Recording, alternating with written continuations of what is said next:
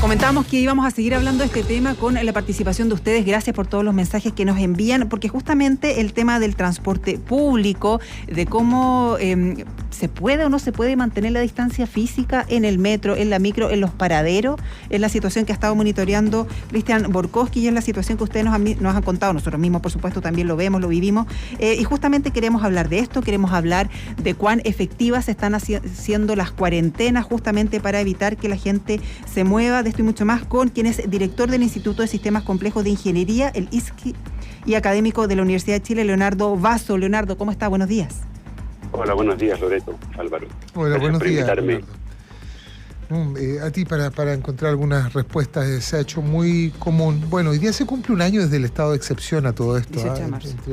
entre otras cosas. Y bueno, hay muchas comunas que han vuelto a cuarentena.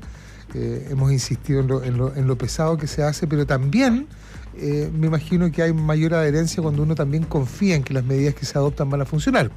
Y la pregunta sería en este caso, Leonardo,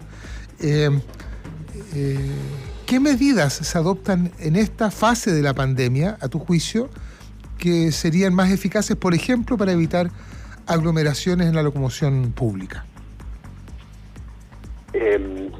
La situación es complicada por muchos lados. Lo primero que nosotros podemos decir es que los estudios que hicimos para Santiago y el Gran Concepción, respecto de cuáles serían las medidas que permitieran tener algo de distanciamiento físico en transporte público, eran complejas.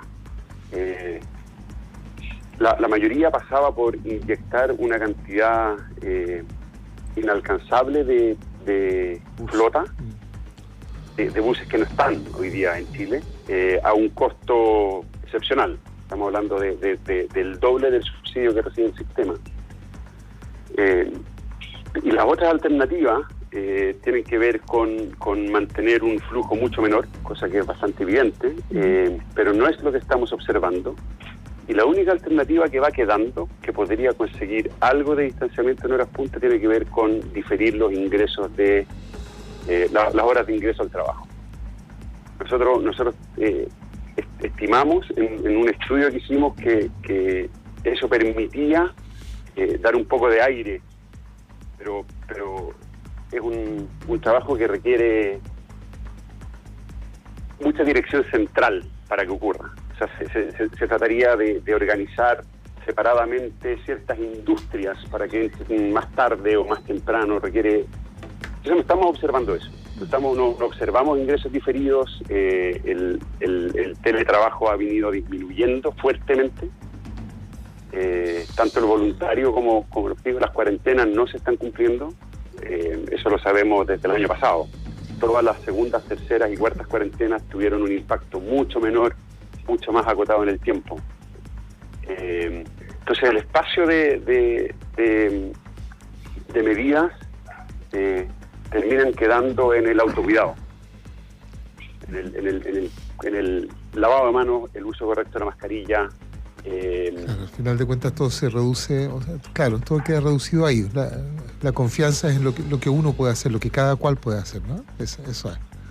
Sí, es que, pero es muy fundamental eso, porque si nosotros en buses y metros tenemos las mascarillas bien puestas y no conversamos, y se ventila mucho todo lo que se pueda, circulamos con ventanas abiertas a pesar del día frío que nos tocó hoy acá, al menos en Santiago, se puede progresar harto. Las cuarentenas han tenido un impacto bastante menor, y quizás ahí hay algo que transmitir, que la medida no se banalice, que se entienda que la medida es una medida de shock excepcional y ver si es que con ese mensaje podemos tener una adhesión un poco más fuerte. Pero al mismo tiempo tenemos hoy día mismo una proyección de contracción de la economía de 6%, entonces es difícil pedirle a la gente que se quede en las casas cuando necesita trabajar. El espacio es súper agotado hoy día. Leonardo, claro, tú hablas de, el ajustar, ¿no? O cambiar los horarios de trabajo. Yo recuerdo el año pasado también se habló del tema de las universidades con horario diferido, pero otra alternativa como, por ejemplo, aumentar la frecuencia de buses y de trenes en el caso del metro, ¿serviría? todo lo que se pueda. En el caso de metro, aumentar las frecuencias todo lo que se puede. En el caso de los buses también. El problema es que eso requiere material rodante que simplemente no está disponible. Y esto es una problemática que no es de Santiago solamente, es de Concepción también, como lo demostramos en estos dos estudios, pero nosotros aplicamos estos estudios a otras capitales del mundo y ocurre lo mismo. Cualquier gran ciudad que tenga una alta participación de transporte público no va a poder tener distanciamiento físico en el transporte público si la ciudad se mueve. Hay casos bullados de ordenanzas que fracasaron. En Cataluña ordenaron que los buses podían tener solo el 50% de su ocupación. Aforo, claro, ahí reducido. Y lo que ocurrió fue un desastre en las estaciones. Tuvieron que echar marcha atrás. Aglomeraciones en los paraderos, digamos. En los paraderos, claro. Entonces es una tragedia mundial en ese sentido, una problemática mundial de las ciudades que que tienen más de la mitad de los movimientos de transporte público. Y en esos estudios, Leonardo, ¿han visto comparación en países que efectivamente han implementado la entrada diferida al trabajo, a los estudios, en fin, para ver el impacto de eso? Se ha visto muy poco, porque es algo que es difícil de implementar en el corto plazo. La verdad es que en términos del manejo del transporte público, las grandes ciudades no han logrado deshacerse de sus aglomeraciones. Lo que yo sí quiero decir a los auditores es que, sí. A ver, nosotros sabemos que nos piden mantener distancia física y que en el metro no podemos mantener distancia física. Y la ministra ha dicho una y otra vez que no está comprobado que el transporte público sea una fuente de contagio.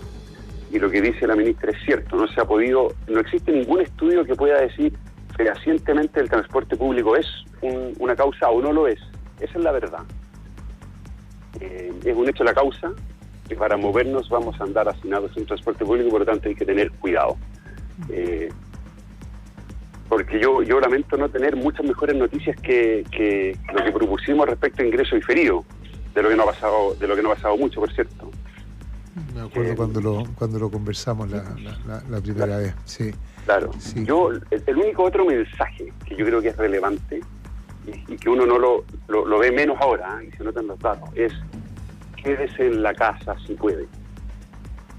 Quédese en la casa si puede.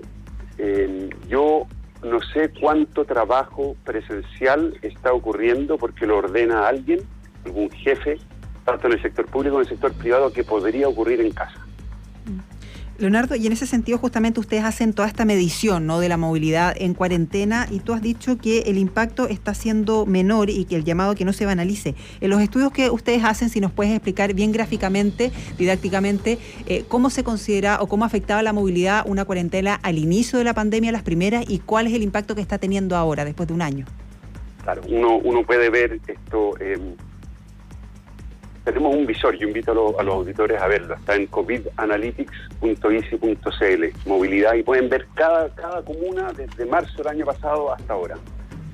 Y si uno va y selecciona comunas, va a ver siempre lo mismo. La primera cuarentena disminuyó la movilidad del orden del 30%, 30-35%. 3 de cada 7 viajes dejaron de realizarse, eso a lo largo de varias semanas. Cuando caen las segundas o terceras cuarentenas, esa disminución a veces llega solo al 20%. 2 de cada 10 viajes deja de realizarse, cuando supone que no debería estar moviéndose nadie. Y el problema es que además, a la segunda, tercera o cuarta semana de cuarentena, el efecto ya está casi completamente disipado. Hay un número que a mí me gusta decir que grafica muy bien esto. A fines de octubre, la región metropolitana tenía 26 comunas en cuarentena. 26 comunas en cuarentena. Y la movilidad con 26 comunas en cuarentena en el segundo tercio del año pasado era mayor que la tercera semana de marzo, cuando no había cuarentenas en Santiago y la orden era simplemente quédate en casa si puedes. O sea, estamos teniendo movilidades con cuarentena mayores que cuando no había cuarentena y la pandemia había iniciado. Sí.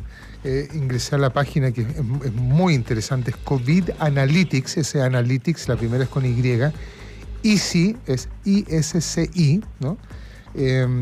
Donde hay, claro, visor el territorial, de movilidad y también el de vacaciones. Aprovecho de preguntarte, porque eso es nuevo para el trabajo que hicieron, que han hecho ustedes en el Instituto de Sistemas Complejos de Ingeniería, el ISI. Bueno, la movilidad evidente con el permiso de vacaciones, ¿qué impacto ha tenido como en los contagios? Parte de lo que se está viviendo hoy día, en este mes de marzo, y lo que se pronostica para abril, tiene que ver precisamente con esta movilidad que evidencian los gráficos que uno puede ver en la página. A ver, el visor territorial es un visor complejo que le gusta mucho más a los geógrafos. El visor de movilidad es súper didáctico y muestra cómo se ha comportado cada comuna. Y el de vacación, pero muestra movilidad al interior de una región. Y el visor de vacaciones fue algo que construimos especialmente para poder ver qué es lo que ocurría con las comunas turísticas, cómo llegaba gente a esas comunas, desde dónde venía. Claramente con dos picos, ¿no? En las quincenas. Durante febrero es bien elocuente, ¿no? Claro, y sirve para saber qué es lo que pasó cuando se pusieron en cuarentena comunas turísticas. ¿Funcionaron o no funcionaron esas cuarentenas? El mensaje principal es que la gente estaba yéndose de vacaciones. Cuando ponen las cuarentenas, los visitantes externos disminuyen a la mitad. No disminuyen a cero, disminuyen a la mitad. Y eso tiene que ver efectivamente con que cuando las comunas bajaron a fase 1, la gente que ya estaba ahí se quedó. Terminaron sus vacaciones aunque estuvieran encerrados. En cambio, las comunas que bajaron a fase 2, es decir, que solo tenían cierre de fin de semana, la gente podía seguir pidiendo permiso de vacaciones y siguió yendo, y por lo tanto el impacto fue moderado. Y hay otras comunas que mezclan turismo con trabajo, en las que las cuarentenas no tuvieron ningún impacto, como Antofagasta, por ejemplo, o como Copiapó. Ahora, ¿cuánto de lo que estamos viendo ahora tiene que ver con eso? Es aventurado decirlo. Los contagios aparecen una semana después de que uno la PCR positiva es una semana o 10 días después del contagio. Por lo tanto, cuando ya estamos a 17, 18, estamos viendo solo contagios entre gente que ya está en sus ciudades. Yo creo que es relativamente evidente que el contagio comunitario aumentó con las vacaciones y como dijo la canciller Merkel, trazar a 3.000 es mucho más difícil que trazar a 300. Y por lo tanto comienza a ser cada vez más difícil, y es cuando se desboca un poco el caballo. El contrafactual o el escenario alternativo que uno podría plantearse es qué le hubiera pasado si no hubiera habido permisos de vacaciones. Y acá es donde yo creo que uno tiene que tratar de no ser demasiado inocente. Lo que nos muestran las cuarentenas es que uno puede querer que la ciudad no se mueva, pero la ciudad se mueve igual. Entonces, preguntarse qué hubiera pasado si no hubiera habido vacaciones, yo creo que esto podría haber sido un desborde total y absoluto de la autoridad. Entonces, yo siempre he pensado que es mejor conducir un proceso que prohibirlo y después ser desbordado. Y hubo experiencias positivas. Hubo una buena conducción de lo que se podía hacer durante septiembre, en el 18. Hubo una buena conducción de lo que se podía hacer en Año Nuevo. Entonces, en vez de simplemente prohibir y después que nadie cumpla, el poder conducir. En ese sentido, lo de los permisos de vacaciones pareciera haber funcionado, porque aquí tenemos tres crisis. Tenemos la crisis sanitaria, tenemos la crisis económica y la crisis de salud mental. La gente, parte de la falta de adherencia a la cuarentena tiene que ver con que la gente simplemente no quiere más, además de lo económico. Sí. Leonardo, y en ese sentido, sí, se nos va el tiempo, pero preguntarte, claro, a la luz de lo que hemos conversado, de los estudios que tienen ustedes, los gráficos que son bien elocuentes, ¿serviría o no una cuarentena a estas alturas, por ejemplo, en la región metropolitana? Yo creo que serviría en la medida de que se diga, esta es nuestra última, creemos que esta es nuestra última cuarentena. Las vacunas están funcionando, las hospitalizaciones van a comenzar a descender, dado que tenemos vacunado a nuestra población más vulnerable. Hagamos este último esfuerzo. Se requiere, creo yo, un mensaje como del último esfuerzo. Hay que porque esto va a mejorar pronto. Claro, puede ser, sí. puede ser, pero yo creo que el mensaje central, porque el problema que estamos teniendo son los contagios comunitarios. El mensaje central es cuídense un ratito más, cuídense un poquito más, individualmente. Es súper fundamental eso. Bien. Porque no podemos fiscalizar a 18.000 personas. Leonardo Basso, director del Instituto de Sistemas Complejos de Ingeniería Académico de la Universidad de Chile. Muchas gracias por haber estado con nosotros acá en el Expreso Bio Bio nuevamente, Leonardo.